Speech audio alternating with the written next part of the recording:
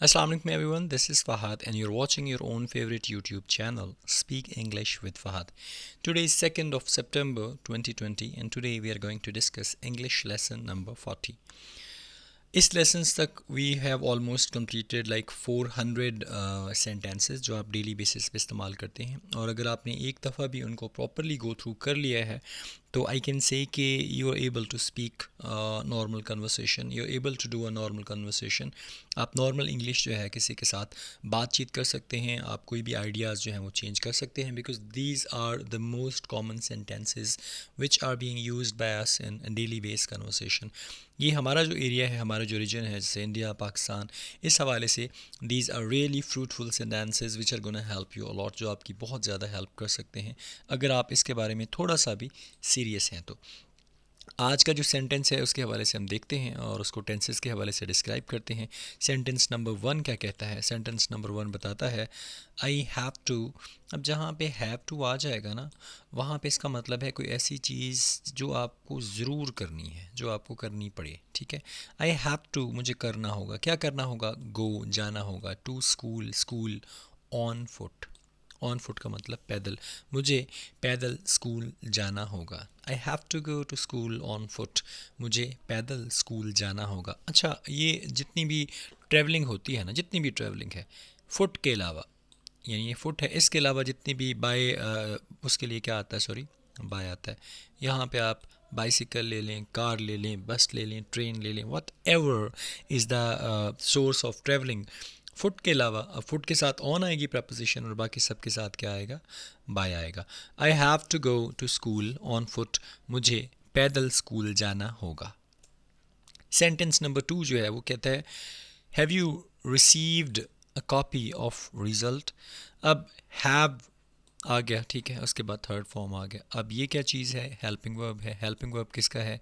Present perfect tense का. Receive is the first form, ठीक है, received is the second form and received is the third form of the verb. जहाँ पे have आता है, has आता है, हैड आता है, विल हैव आता है या शैल हैव आता है और उसके बाद आपके पास थर्ड फॉर्म आती है ये वाली, तो इसका मतलब ये है कि वो परफेक्ट से ताल्लुक़ रखता है. अब वो प्रेजेंट है, पास्ट है या फ्यूचर है, वो क्या डिसाइड करेगा? ये वाला helping verb. Have, has present के हैं, हैड पास्ट का है, विल हैव और शैल हैव जो है फ्यूचर के हैं. Have you received a copy of result. क्या आपको रिज़ल्ट की कॉपी मिल गई है या आपको रिज़ल्ट की कॉपी मिल चुकी है? अब इस हैव को जो है, इसी हैव को आप यहाँ से पुट करें, पिक करें और यहाँ पे पुट कर दें. ठीक है, you have received a copy of result. आपको रिज़ल्ट की कॉपी मिल गई है. ठीक है, ये आप नॉर्मल सेंटेंस में बताएंगे और हैव के साथ आप इसको इंटेरोगेटिव में चेंज कर देंगे. अच्छा, यहाँ पे अगर आप टेंस चेंज करने की बात करते हैं, मिल गई है, मिल गई थी करना चाहते हैं, तो सिर्फ फर्स्ट जो है हैव जो है उसको हैड में कन्वर्ट कर दें. हैड आ जाएगा तो ये पास्ट परफेक्ट में चला जाएगा. सेंटेंस नंबर 3 की बात करते हैं. ये सेंटेंस क्या कहता है? Why do we go to school. अब वाई सिंगल इंटेरोगेटिव और डू ये दोनों मिल के डबल इंटेरोगेटिव हो गया. वी गो टू स्कूल, यहाँ तक ये कंप्लीट सेंटेंस है. वी गो टू स्कूल, हम स्कूल जाते हैं. अब ये क्या जाहिर कर रहा है? ये जाहिर कर रहा है प्रेजेंट इंडेफिनिट टेंस को. वी गो टू स्कूल, हम स्कूल जाते हैं. गो फर्स्ट फॉर्म है, टू प्रपोजिशन है, डायरेक्शन को शो कर रही है कि हम किधर जा रहे हैं. डू अगर हमने सिर्फ लगा दिया, do we go to school, तो इसका मतलब हो जाएगा क्या हम स्कूल जाते हैं. और जब हमने लगाया why do we go to school, हम क्यों स्कूल जाते हैं. ठीक है, यहाँ पे जो आएगा ना डबल इंटेरोगेटिव के लिए जो भी word, what, why, which, whom, वो डबल इंटेरोगेटिव के लिए आएगा और हमें इसको क्लियर करना होगा. Why do we go to school, हम स्कूल क्यों जाते हैं. या do we go to school, क्या हम स्कूल जाते हैं. वी गो टू स्कूल, हम स्कूल जाते हैं. अगर इसको आपने नेगेटिव करना है, ठीक है, यही वाला जो डू है ये वी के बाद आ जाएगा और इसके बाद we do not go to school, हम स्कूल नहीं जाते हैं. सेंटेंस नंबर 4 की बात करें तो कहता है how will I recognise him. अब यहाँ पे भी देख लें, सबसे पहले हाउ आ गया, ठीक है, इंटेरोगेटिव के लिए. उसके बाद ये हेल्पिंग वर्ब आ गया. हेल्पिंग वर्ब विल और शैल किसके हैं? विल और शैल फ्यूचर इंडेफिनिट के हैं.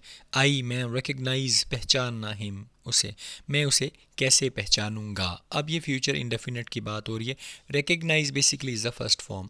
फर्स्ट फॉर्म प्रेजेंट में आती है और फ्यूचर में आती है। जहाँ पे प्रेजेंट में आएगी वहाँ पे ही शी इट या सिंगुलर नेम के साथ एस और येस आ जाएगा।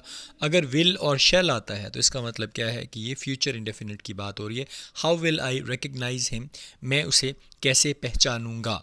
ठीक है, आई विल रिकग्नाइज हिम, मैं उसे पहचान लूँगा। आई विल रिकग्नाइज हिम, मैं उसे पहचान लूँगा। विल आई रिकग्नाइज हिम, क्या मैं उसे पहचान लूँगा।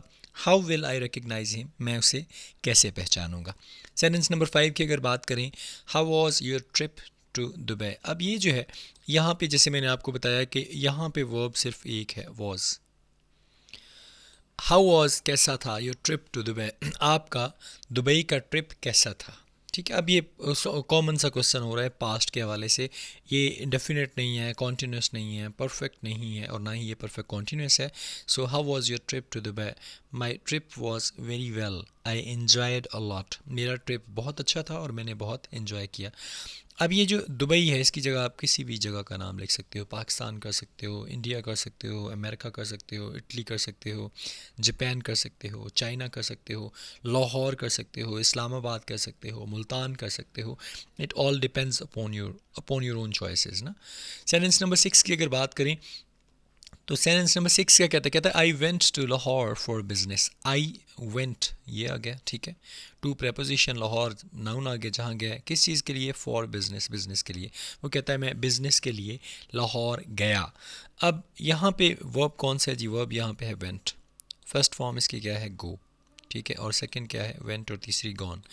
अब अगर तो फर्स्ट फॉर्म आती I go to Lahore for business, मैं बिजनेस के लिए लाहौर जाता हूँ, प्रेजेंट इंडेफिनिट हो जाता। इस सिचुएशन में I went to Lahore for business, मैं लाहौर बिजनेस के लिए गया, ये पास्ट इंडेफिनिट है। और I will go to Lahore for business, ये फ्यूचर इंडेफिनिट हो जाएगा। यानी सिर्फ और सिर्फ हम फॉर्म चेंज कर रहे हैं, ठीक है, वर्ब की, और उसके साथ अगर हेल्पिंग वर्ब नीडेड है तो उसको लगा रहे हैं, और टेंस के हवाले से हम वर्ब चेंज कर लेते हैं तो हमारा सेंटेंस जो है वो चेंज हो जाता है। सेंटेंस नंबर 7 की अगर बात करें, देखिए जी, where did you learn the English. मुझे लगता है ये जो दा है ये एक्स्ट्रा है, इसको आप क्रॉस कर दें, नहीं आता, इंग्लिश के साथ दा नहीं आएगा। Where did you learn English, आपने इंग्लिश कहाँ से सीखी। अब वेयर, ठीक है, ये डबल इंटरोगेटिव के लिए और डिड। वेयर के अलावा पढ़ें जी, डिड यू लर्न इंग्लिश, क्या आपने इंग्लिश सीखी। अब ये सीखी जो है, ठीक है, अब लर्न बेसिकली फर्स्ट फॉर्म है, ये डिड जो है ये हेल्पिंग वर्ब है। हेल्पिंग वर्ब किसका है, ये पास्ट इंडेफिनिट का है, सेकंड फॉर्म है डू की। तो पास्ट इंडेफिनिट के टेंसेस में हम जो है सेकंड फॉर्म एक दफ़ा इस्तेमाल करते हैं। डिड यू लर्न इंग्लिश, क्या आपने इंग्लिश सीखी। Where did you learn English, आपने इंग्लिश कहाँ से सीखी। ठीक है, अब देखें अगर आपने इसको प्रेजेंट करना है, इसमें सिंपल ये लगा दें जी, डू यू लर्न इंग्लिश, क्या आप इंग्लिश सीखते हैं। अच्छा, विल यू लर्न इंग्लिश, क्या आप इंग्लिश सीखेंगे, ये फ्यूचर में हो जाएगा, डू के साथ प्रेजेंट में हो जाएगा, और डिड के साथ किस में है जी, पास्ट में है।